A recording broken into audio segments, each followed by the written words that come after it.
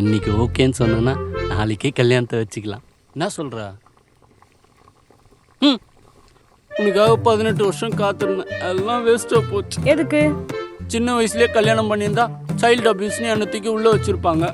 காத்திருந்தோம் பொண்டாட்டியே நேற்று வந்தோம் தூக்கின்னு போகணுன்னு கடவுள் என் தலையில் எழுதிட்டான்.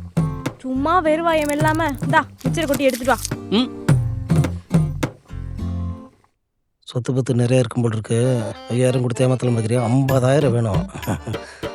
உங்களுக்குலாம் என் கையில் மிச்சரா கொடுக்கணும். டேய் நல்லா கேட்டுக்க, 50,000 1 ரூபா குறைஞ்சாலும் இங்கேயுமே உடச்சிருவேன் பார்த்துக்கோ, புரியுதா? Daddy coffee.